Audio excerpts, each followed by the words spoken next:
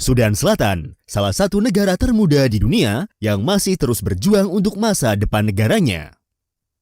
Lebih lengkap tentang Sudan Selatan, inilah videonya.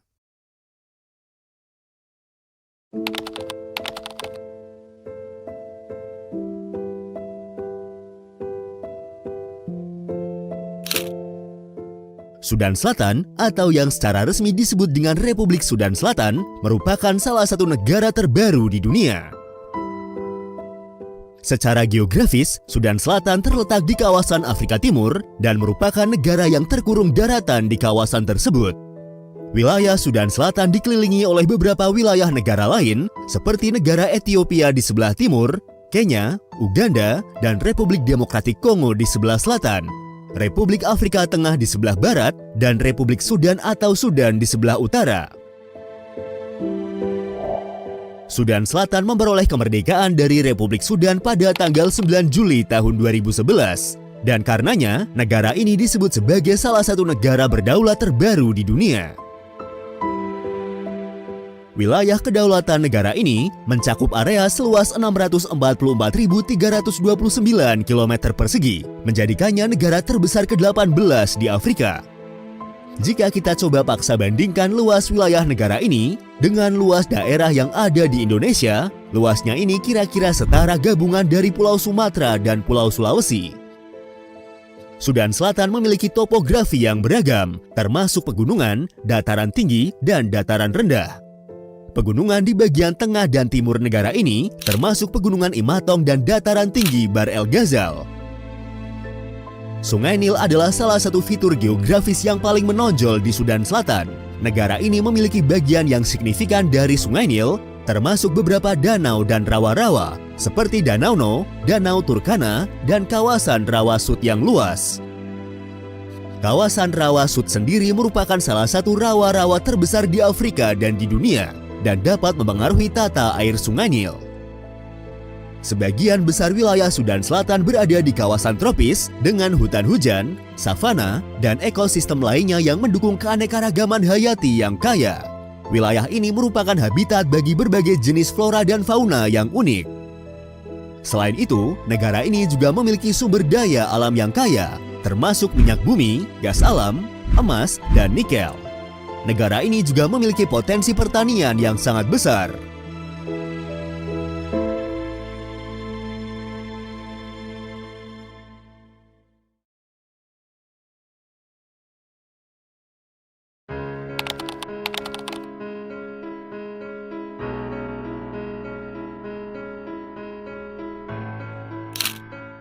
Wilayah Sudan Selatan modern sendiri memiliki sejarah yang sangat terkait dengan sejarah Sudan. Secara historis, Sudan sendiri adalah nama sebuah wilayah geografis di sebelah selatan Sahara yang membentang dari Afrika Barat hingga Afrika Tengah bagian timur. Penghuni paling awal di tempat yang sekarang disebut dengan Sudan dapat ditelusuri hingga ke masyarakat Afrika pada zaman Mesolitikum pada sekitar 30.000 hingga 20.000 sebelum Masehi. Mereka adalah pemburu dan pengumpul yang membuat tembikar dan kemudian benda-benda dari batu pasir. Pada era klasik, wilayah ini dihuni oleh berbagai kerajaan Nubia, termasuk Kerajaan Kus, Kerajaan Makuria, dan Kerajaan Alodia. Kerajaan-kerajaan ini berkembang pesat dan menjadi pusat perdagangan dan budaya di Afrika Timur. Pada abad pertama Masehi, wilayah ini terpengaruh oleh perdagangan lintas Sahara dan kontak dengan peradaban Yunani Romawi serta Kerajaan Aksum di Ethiopia. Pada abad ke-6 hingga abad ke-15, agama-agama seperti kekristenan dan agama Islam mulai menyebar ke wilayah ini melalui perdagangan dan kontak budaya. Meskipun agama-agama tersebut memainkan peran penting, keberagaman agama dan kepercayaan tetap ada di kalangan suku-suku. Pada abad ke-16, Kesultanan Fuz yang berbasis di daerah yang sekarang adalah Sudan memerintah wilayah Sudan Selatan. Interaksi antara Fuz dan suku-suku di selatan membentuk dasar bagi pengaruh budaya dan agama di wilayah tersebut. Dominasi Kesultanan Fuz di wilayah Sudan sendiri berakhir pada paruh pertama abad ke-19 setelah berhasil ditaklukkan oleh pasukan Turki Mesir yang menginvasi wilayah tersebut. Meskipun Mesir mengklaim seluruh wilayah Sudan selama sebagian besar abad ke-19 dan mendirikan provinsi Khatulistiwa di Sudan Selatan untuk mencapai tujuan ini, namun Mesir tidak dapat membangun kontrol yang efektif atas seluruh wilayah tersebut. Pada abad ke-19, ekspedisi penjelajahan Eropa di wilayah ini membawa perubahan signifikan. Penjelajahan tersebut bersamaan dengan perdagangan budak yang meningkat, menciptakan konflik dan ketidakstabilan di wilayah tersebut. Pada periode tersebut, wilayah Sudan diperebutkan oleh 3 negara Eropa, yaitu Belgia, Prancis, dan Inggris. Menjelang akhir abad ke-19, Inggris menjadi satu-satunya negara Eropa yang memenangkan persaingan untuk menguasai wilayah Sudan. Pada tahun 1899, melalui perjanjian Anglo-Mesir, wilayah Sudan dikelola sebagai bagian dari kondominium atau otoritas bersama yang dijalankan oleh Inggris dan Mesir.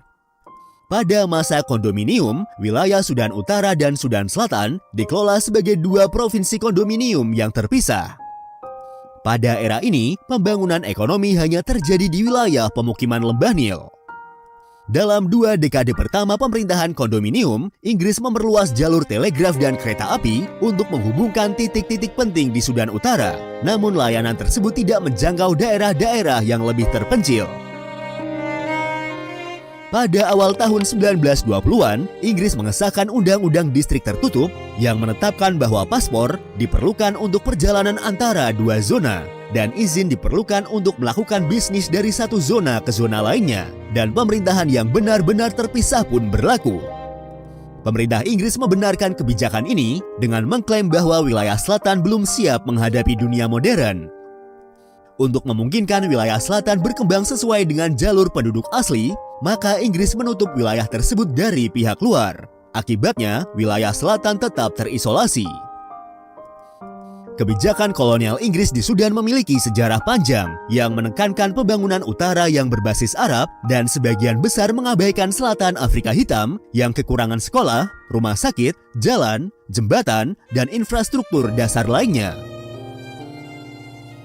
Di wilayah selatan, bahasa Inggris dan beberapa bahasa asli Afrika seperti Dinka, Bari, Nur, Latuko, Siluk, Azande, dan Pari atau Lafon adalah bahasa resmi. Sedangkan di utara, bahasa Arab dan Inggris digunakan sebagai bahasa resminya. Agama Islam tidak dianjurkan oleh Inggris di wilayah selatan, di mana para misionaris Kristen diizinkan untuk bekerja di wilayah tersebut. Tujuan utama Inggris memisahkan kedua wilayah tersebut adalah untuk menjadikan wilayah Sudan Selatan sebagai bagian dari koloni Afrika Timur mereka. Pada tahun 1943, Inggris mulai mempersiapkan wilayah utara untuk pemerintahan sendiri, membentuk Dewan Penasehat Sudan Utara untuk memberikan nasihat mengenai pemerintahan 6 provinsi di Sudan Utara. Namun kemudian, pada tahun 1946, pemerintahan Inggris mengubah kebijakannya dan memutuskan untuk mengintegrasikan Sudan Utara dan Selatan di bawah satu pemerintahan. Pada konferensi Juba tahun 1947, otoritas Sudan Selatan diberitahu bahwa mereka di masa depan akan diperintah oleh otoritas administratif yang sama dengan Sudan Utara. Pada tanggal 12 Februari tahun 1953, otoritas Inggris dan Mesir menandatangani perjanjian yang mengatur pemerintahan sendiri dan penentuan nasib sendiri di Sudan. Atas keputusan tersebut, banyak warga wilayah selatan merasa dikhianati oleh Inggris karena sebagian besar mereka dikucilkan dari pemerintahan baru. Bahasa pemerintahan baru adalah bahasa Arab, namun sebagian besar birokrat dan politisi dari Sudan Selatan telah dilatih dalam bahasa Inggris. Dari 800 posisi pemerintahan baru yang dikosongkan oleh Inggris pada tahun 1953, hanya 4 yang diberikan kepada pihak selatan. Selain itu, struktur politik di selatan tidak terorganisir seperti di utara, sehingga kelompok politik dan partai dari selatan tidak terwakili di berbagai konferensi dan perundingan yang membentuk negara modern Sudan. Akibatnya, banyak warga selatan yang tidak menganggap Sudan sebagai negara yang sah.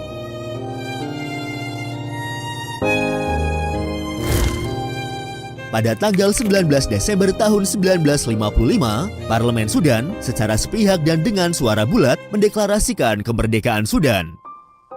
Pemerintah Inggris dan Mesir mengakui kemerdekaan Sudan pada tanggal 1 Januari tahun 1956. Sejak awal kemerdekaan, Sudan Selatan mengalami ketidakstabilan politik dan ketegangan antar suku. Pada tahun 1955, pemberontakan melawan pemerintah pusat yang didominasi oleh Utara memicu Perang Saudara Sudan pertama yang berlangsung hingga tahun 1972, yang kemudian diikuti oleh Perang Saudara Sudan kedua selama lebih dari 20 tahun, dari tahun 1983 hingga tahun 2005. Akibatnya, negara ini mengalami pengabaian yang serius, kurangnya pembangunan infrastruktur, dan kehancuran besar serta pengungsian. Pada tahun 2005, pihak-pihak yang terlibat dalam konflik menandatangani perjanjian perdamaian yang mengakhiri Perang Saudara dan memberikan otonomi bagi Sudan Selatan. Perjanjian ini juga membuka jalan bagi penyelenggaraan referendum kemerdekaan. Antara tanggal 9 dan 15 Januari tahun 2011, sebagai konsekuensi dari perjanjian perdamaian komprehensif, referendum diadakan untuk menentukan apakah Sudan Selatan harus menjadi negara merdeka terpisah dari Sudan. Referendum ini menghasilkan kemenangan telak bagi kelompok yang mendukung kemerdekaan dengan perolehan suara mencapai 98%. Pada tanggal 9 Juli tahun 2011, Sudan Selatan secara resmi menjadi negara merdeka.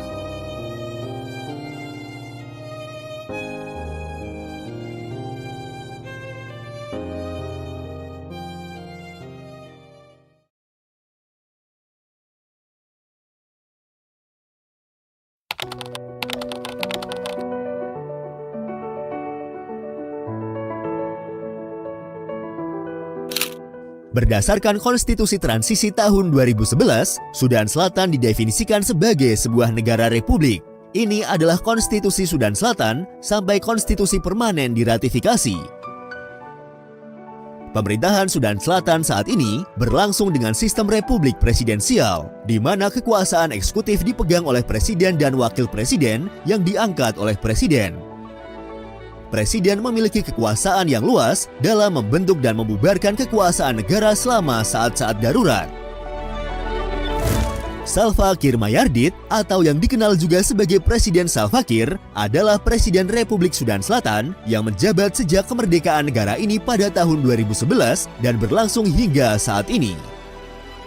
Meskipun telah sepenuhnya menjadi negara merdeka, Sudan Selatan telah mengalami kekerasan etnis dan mengalami perang saudara yang ditandai dengan pelanggaran hak asasi manusia yang merajalela, termasuk berbagai pembantaian etnis dan pembunuhan jurnalis oleh berbagai pihak dalam konflik dari Desember tahun 2013 hingga bulan Februari tahun 2020, ketika pemimpin tempur yang bersaing, Salva Kiir Mayardit dan Riek Machar, mencapai kesepakatan persatuan melalui perjanjian yang mencakup penyatuan kedua pasukan mereka.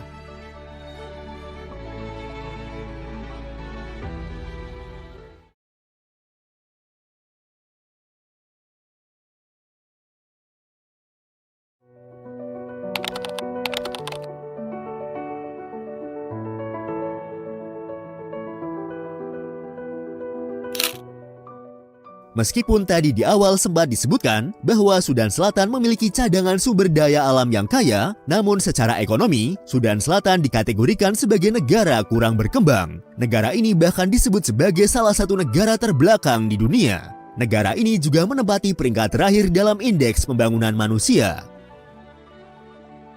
Seperti pada video yang pernah kita bahas sebelumnya, dalam daftar IMF pada tahun 2023 lalu, Sudan Selatan menempati peringkat pertama pada daftar negara termiskin di dunia. Sudan Selatan merupakan contoh dari kutukan sumber daya, di mana kelimpahan justru mendorong terjadinya kesenjangan, perpecahan sosial dan politik, korupsi, dan kurangnya keragaman ekonomi, serta ketergantungan yang tinggi pada satu komoditas. Meskipun negara ini telah sepenuhnya merdeka, namun konflik horizontal masih terus berlangsung. Sementara segelintir kelompok masyarakat saling berebut kekuasaan dan kekayaan, mayoritas masyarakat negara ini masih bergantung pada pertanian tradisional yang sangat rentan pada perubahan iklim, sehingga melanggengkan kemiskinan di negara tersebut.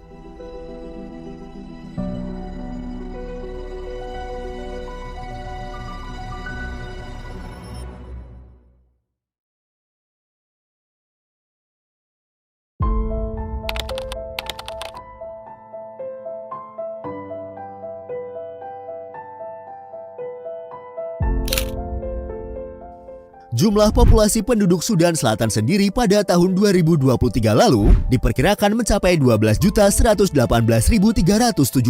jiwa. Namun angka tersebut merupakan perkiraan akibat perubahan populasi selama Perang Saudara di Sudan Selatan dan kurangnya studi demografi terkini. Sudan Selatan adalah rumah bagi sekitar 60 kelompok etnis asli dan 80 partisi bahasa, di mana sebagian besar bahasa penduduk asli ini diklasifikasikan dalam rumpun bahasa Nilo-Sahara. Kelompok etnis utama yang ada di Sudan Selatan adalah Dinka yang berjumlah sekitar 40% populasi, Nuer sekitar 20%, dan Azande sekitar 10%, serta Siluk dan Bari. Selatan menggunakan bahasa Inggris sebagai bahasa resmi negara mereka. Selain itu, pemerintah negara ini juga mengakui 60 bahasa asli setempat sebagai bahasa nasional mereka. Berbeda dengan Republik Sudan dengan mayoritas penduduk yang beragama Islam, mayoritas penduduk Sudan Selatan adalah penganut kekristenan dengan persentase mencapai 60%. Selain Kristen, sebagian penduduk negara ini juga masih menganut agama tradisional Afrika dengan persentase sekitar 32%. Agama Islam sendiri merupakan agama minoritas di Sudan Selatan dengan persentase sekitar 6% dari jumlah populasi penduduk.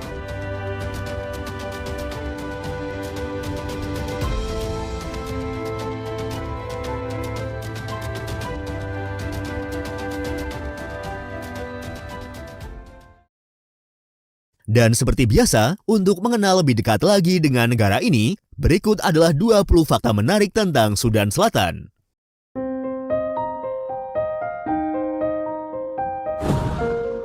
Seperti yang sudah disebutkan, bahwa Sudan adalah nama yang diberikan untuk suatu wilayah geografis di sebelah selatan Sahara, membentang dari Afrika Barat hingga Afrika Tengah bagian timur.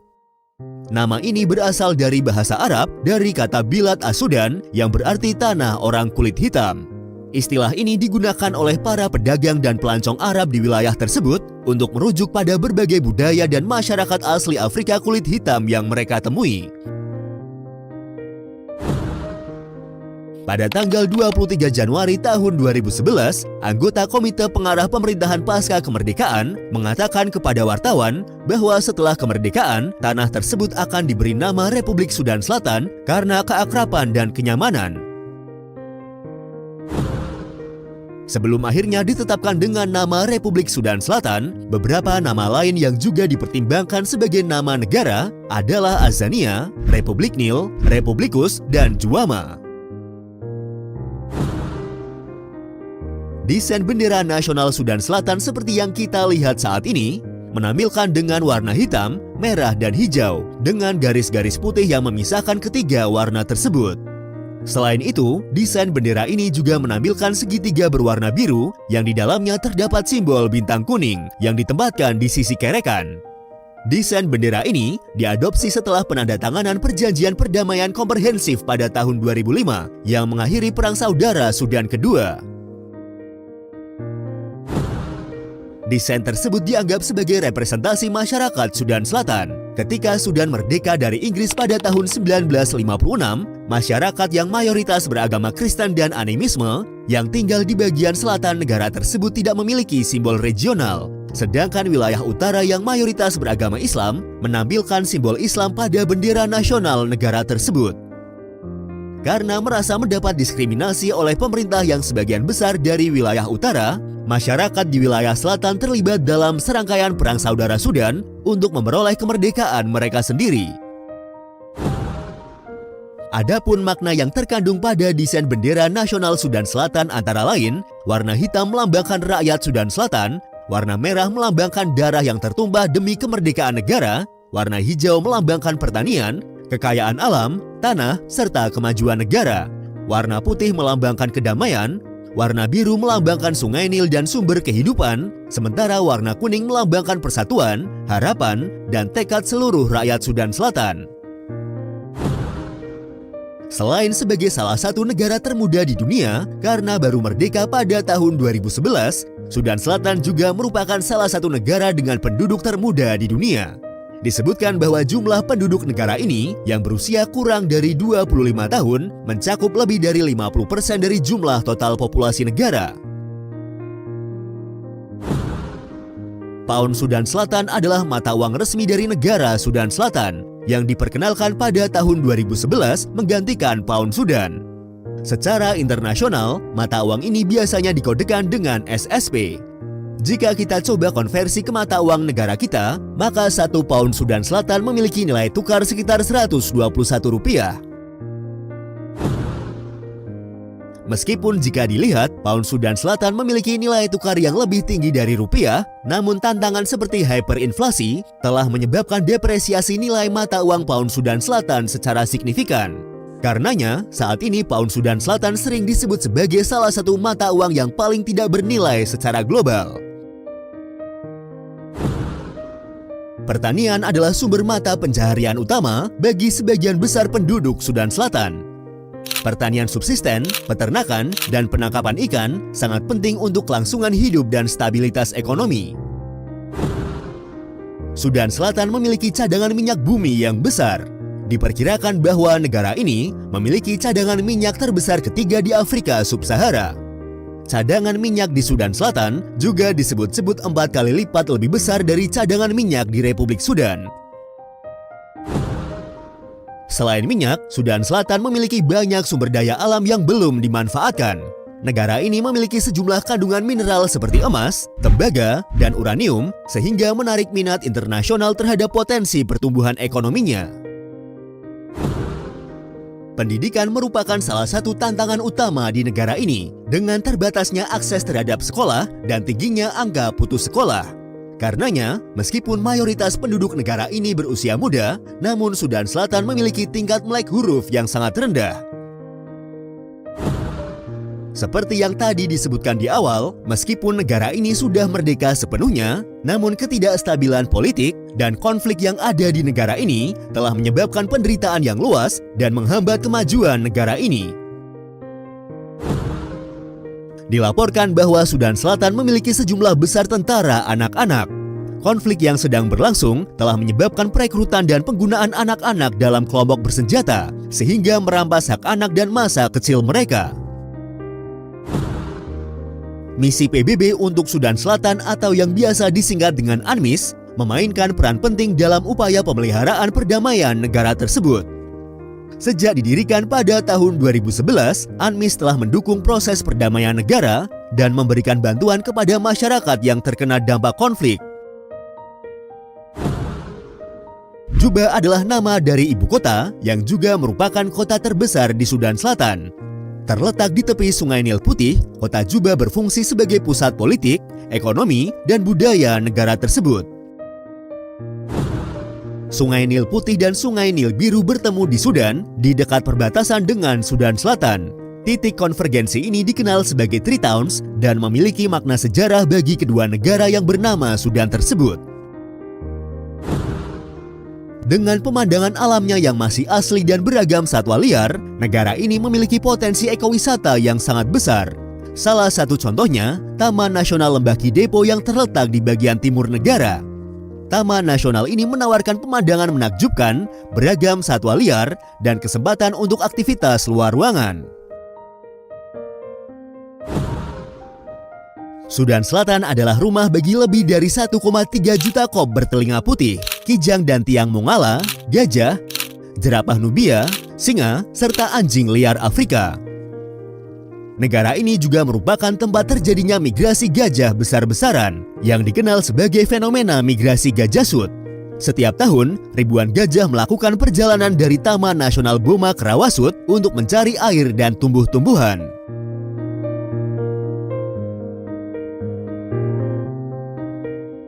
Itulah tadi sedikit informasi, rangkuman sejarah, dan 20 fakta menarik tentang Sudan Selatan. Terima kasih sudah menonton dan tunggu video dari kami selanjutnya.